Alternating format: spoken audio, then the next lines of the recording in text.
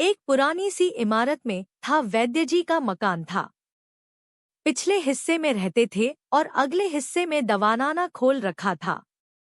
उनकी पत्नी की आदत थी कि दवाखाना खोलने से पहले उस दिन के लिए आवश्यक सामान एक चिट्ठी में लिख कर दे देती थी।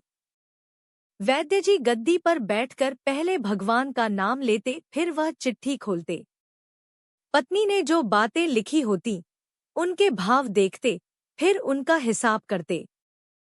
फिर परमात्मा से प्रार्थना करते कि हे भगवान, मैं केवल तेरे ही आदेश के अनुसार तेरी भक्ति छोड़कर यहाँ दुनियादारी के चक्कर में आ बैठा हूँ। वैद्य जी कभी अपने मुंह से किसी रोगी से फीस नहीं मांगते थे। कोई देता था, कोई नहीं देता था, किंतु एक बात निश्चित थी कि ज्यों ही उस दिन के आवश्यक सामान खरीदने योग्य पैसे पूरे हो जाते थे, उसके बाद वह किसी से भी दवा के पैसे नहीं लेते थे, चाहे रोगी कितना ही धनवान क्यों न हो। एक दिन वैद्य जी ने दवाखाना खोला। गद्दी पर बैठकर परमात्मा का स्मरण करके पैसे का हिसाब लगाने के लिए आवश्यक सामान वाली चिट्ठी खोली तो वह चिट्ठी को एकटक देखते ही रह गए। एक बार तो उनका मन भटक गया।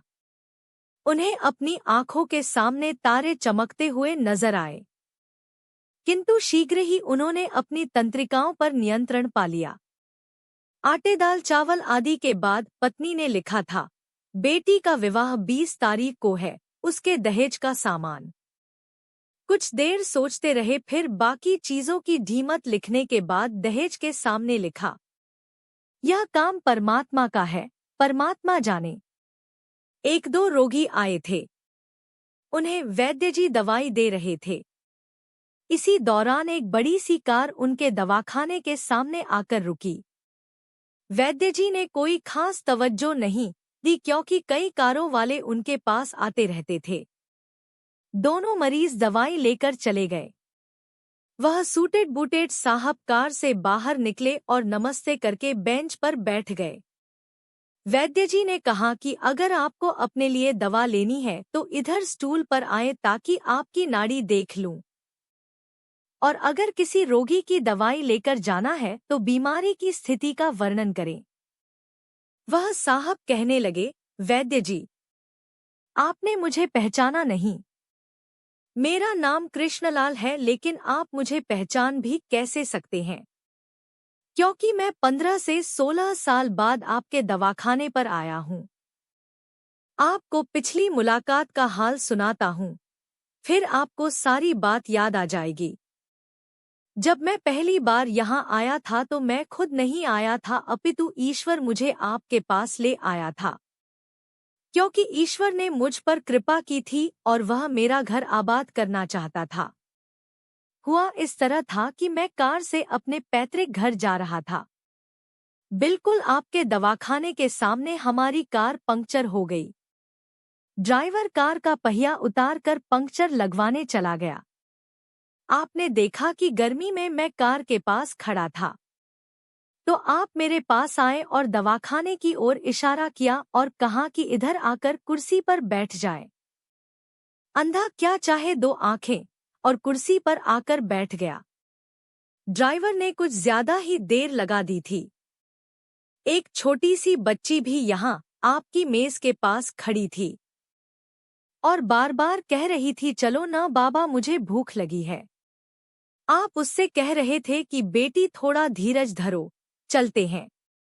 मैं यह सोचकर कि इतनी देर से आपके पास बैठा था और मेरे ही कारण आप खाना खाने भी नहीं जा रहे थे, मुझे कोई दवाई खरीद लेनी चाहिए ताकि आप मेरे बैठने का भार महसूस न करें। मैंने कहा, वैद्य जी, मैं पिछले 5 से 6 साल से इंग्लैंड में रहकर कारोबार कर रहा हूँ। इंग्लैंड जाने से पहले मेरी शादी हो गई थी, लेकिन अब तक बच्चे के सुख से वंचित हूँ। यहाँ भी इलाज कराया और वहाँ इंग्लैंड में भी, लेकिन किस्मत ने निराशा के सिवा और कुछ नहीं दिया। आपने कहा था, मेरे भाई, भगवान से निराश न हो। याद रखो कि उसके कोष में किसी चीज की कोई कमी नहीं है। आस औलाद, धन इज्जत, सुख दुख, जीवन मृत्यु सब कुछ उसी के हाथ में है। यह किसी वैद्य या डॉक्टर के हाथ में नहीं होता और न ही किसी दवा में होता है। जो कुछ होना होता है वह सब भगवान के आदेश से होता है। औलाद देनी है तो उसी ने देनी है। मुझे याद है आप बातें करते जा रहे थे और साथ साथ पुड़िया भी बनाते जा रहे थे। सभी दवा आपने 2 भागों में विभाजित कर 2 अलग-अलग लिफाफों में डाली थी और फिर मुझसे पूछकर आपने एक लिफाफे पर मेरा और दूसरे पर मेरी पत्नी का नाम लिखकर दवा उपयोग करने का तरीका बताया था। मैंने तब बेदिली से वह दवाई ले ली थी क्योंकि मैं सिर्फ कुछ पैसे आपको देना चाहता था। लेकिन जब दवा लेने के बाद मैंने पैसे पूछे तो आपने कहा था, बस ठीक है।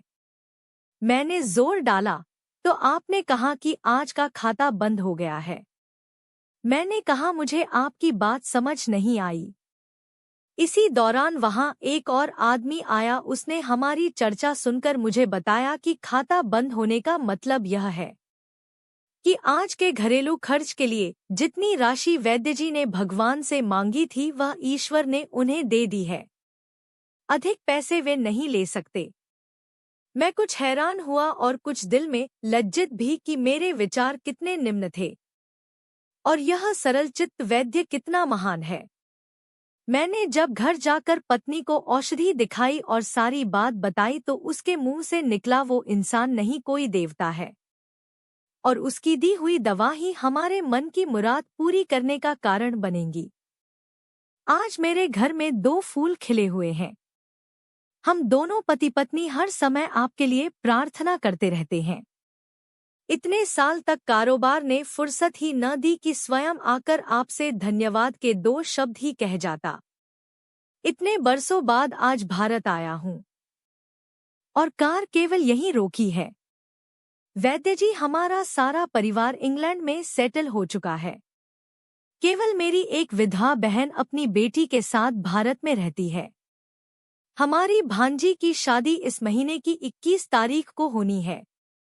न जाने क्यों जब जब मैं अपनी भांजी के भात के लिए कोई सामान खरीदता था तो मेरी आंखों के सामने आपकी वह छोटी सी बेटी भी आ जाती थी और हर सामान मैं दोहरा खरीद लेता था। मैं आपके विचारों को जानता था कि संभवतः आप वह सामान न लें, किंतु मुझे लगता था कि मेरी अपनी सगी भांजी के साथ जो चेहरा मुझे बार बार दिख रहा है वह भी मेरी भांजी ही है।